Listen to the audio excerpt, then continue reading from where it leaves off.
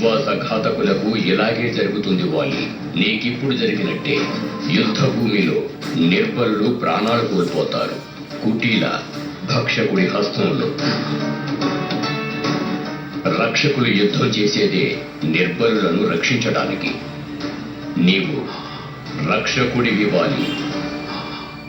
రాజు అలాగే యువరాజుల ధర్మం తన ప్రజలకు సైన్యానికి రక్షణ కలిగించడం. ధర్మ మార్గాన్ని ఎంచుకుని నీ కర్మను మార్చుకో.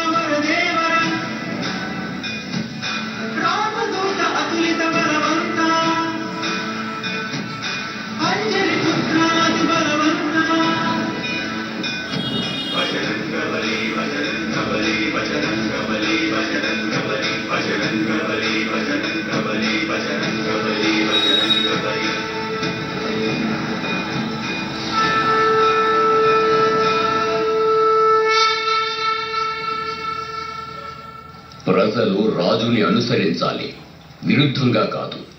నీవు కిష్కింధకు భవిష్యత్తువి. భవిష్యత్తు భయంతో కాదు, విశ్వాసంతోనే నిలుస్తుంది.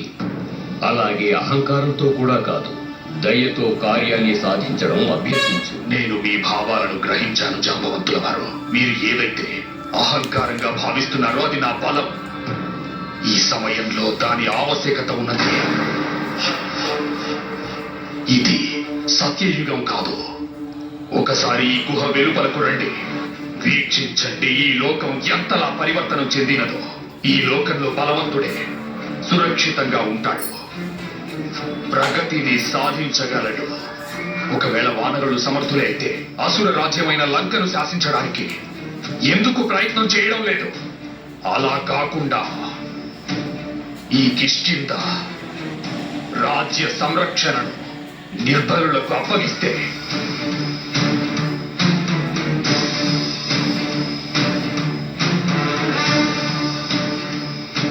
ఈ కిష్కింధను అసురులు లేదా నరులే రాజ్యం చేస్తారు.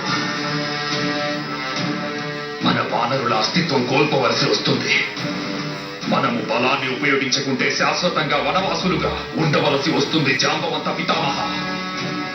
అందుకు నేను సిద్ధంగా లేను. ఒకవేళ మీరు నన్ను అధర్ముడు దుర్మార్గుడిగా భావించినను నేను సిద్ధంగా ఉన్నాను.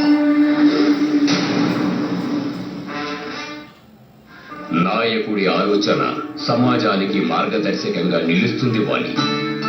తన నేతృత్వం అధర్మాన్ని అనుసరిస్తే సమాజం కూడా అధర్మాన్ని అనుసరిస్తుంది. నీ లక్ష్యం సరైనది, కానీ అందుకు నీవు ఎంచుకున్న మార్గం సరైనది కాదు. అది అనుచితం కాదు. అందుకే నువ్వు ధర్మ మార్గాన్ని అనుసరించి నీ కర్తవ్యం నిర్వర్తించువాలి. నీపై విశ్వాసం ఉంచిన వారి ఆశలకు తగిన విధంగా నీ ప్రవర్తనను అభ్యసించు. నేను ఆలోచిస్తాను.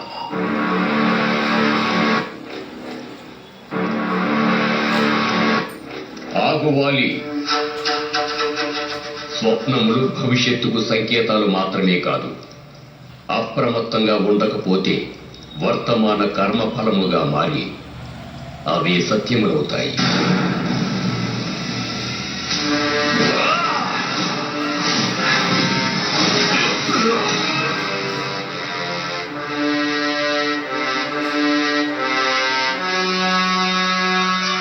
ఏమిటి మీరు? నా స్వప్నంలో వచ్చిన సంకేతం గురించే హెచ్చరిస్తున్నట్టుగా ఉన్నది. ఏదైతే నేను వీక్షించానో అయితే నన్ను వధించు స్వప్నము సత్యమవుతుందా? కానీ ఎవరు నా మృత్యువుకి కారణమయ్యేవారు? ఆ సాహసం చేసేవారు ఎవరు?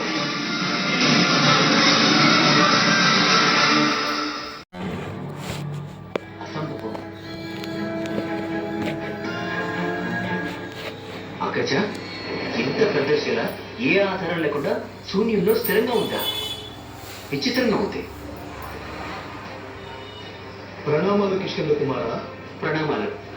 ఇంత పెద్ద శిల భూమికి ఇంత ఎత్తులో స్థిరంగా ఎలా ఉంది? అద్భుతమే కుమార. ఇది కొద్ది కాలం క్రితం అగ్నిపర్వతం బద్దలైంది.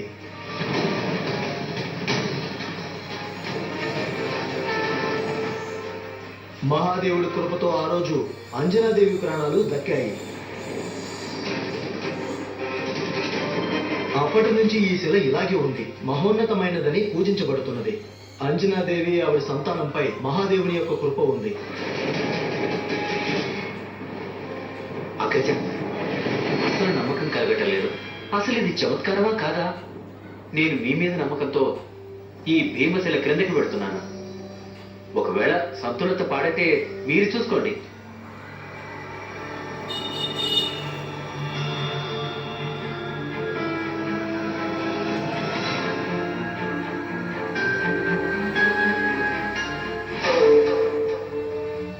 హర హర మహాదేవ.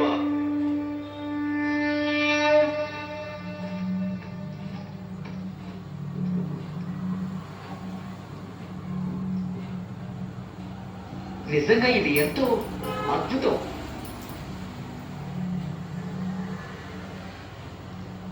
అగ్రజుడు ఎటు వెళ్ళాడు? భూలోకంలోకి వచ్చినంతనే నువ్వు స్వర్గలోకపు సాంప్రదాయాన్నే మర్చిపోయావా? ఈ దేవరాజుకు ప్రణామాలు కూడా చేయలేదు. పర్వాలేదు, అయినా ఇక్కడికి నేను నీ ప్రణామాలను స్వీకరించుటకు రాలేదు. కేవలం నీకు గుర్తు చేయటానికే వచ్చాను. ఈ బాలకునకు జన్మనిచ్చిన పిమ్మట నీవు తిరిగి స్వర్గలోకానికి రావలేదు.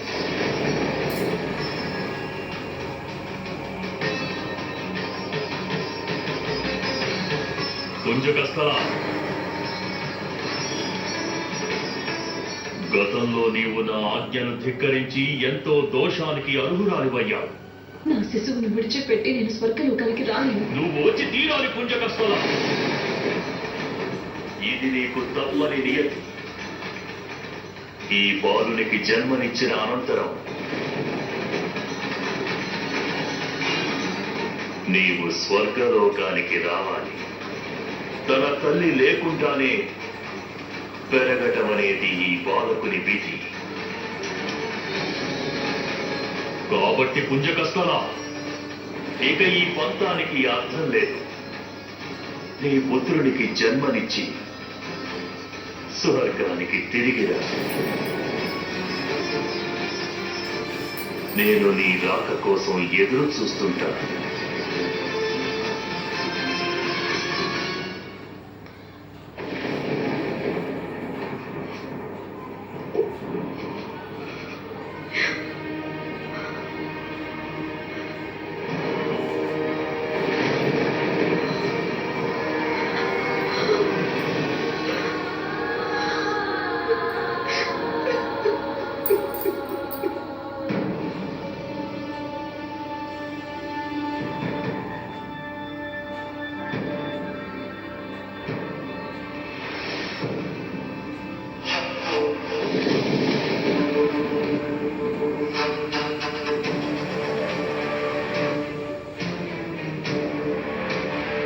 ప్రణామాలు రాజకుమారా.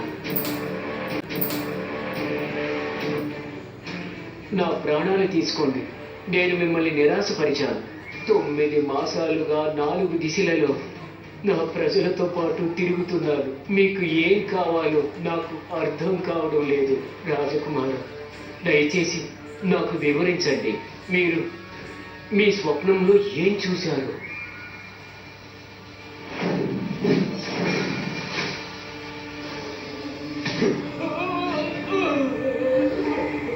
నా స్వప్నం గురించి తెలుసుకునే సాహసం చెయ్యకు. సఫలం కాకపోతే ఏమైంది?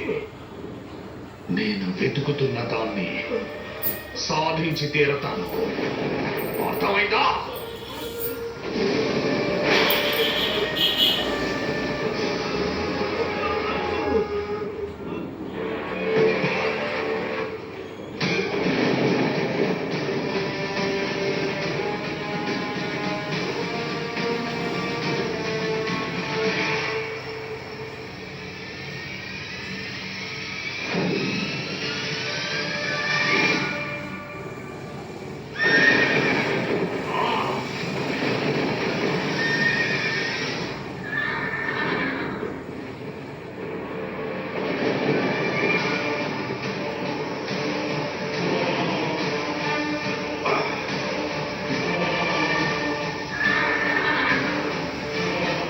వాలి, పరంపర ఏమిటంటే దేవతలు దర్శనమిచ్చినప్పుడు ఏదో ఒకటి ఇచ్చి వెళ్తారు. కానీ మీరు మీ కుమారునికి ఏమీ ఇవ్వకుండా వెళ్తున్నారు. నీకేం కావాలి? సందేహ నివృత్తి. ఇంద్రదేవుడు ఉచితంగా ఎక్కడికి వెళ్ళరు. కాబట్టి మీరు ఇక్కడికి ఎందుకు వచ్చారు తండ్రి గారు?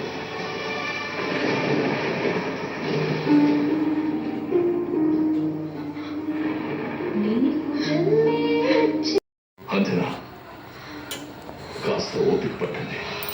కాసేపట్లోనే ఈ సుమేరులో కేరింతలు వినిపిస్తాయి. భయపడకండి, నేనున్నాను కదా.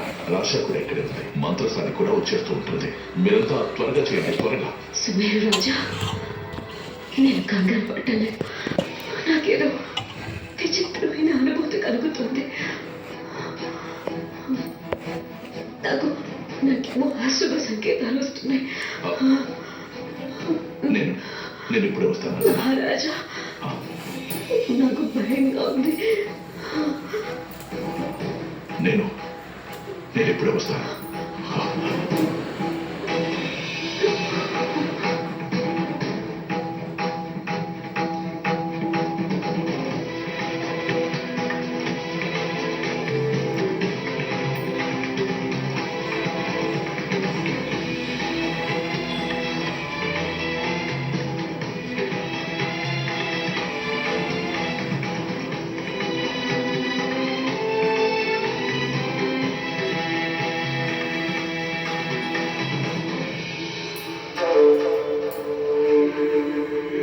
అంజనాదేవి పుత్రుడు నీ మృత్యువుకు కారణభూతుడగుట తథ్యం.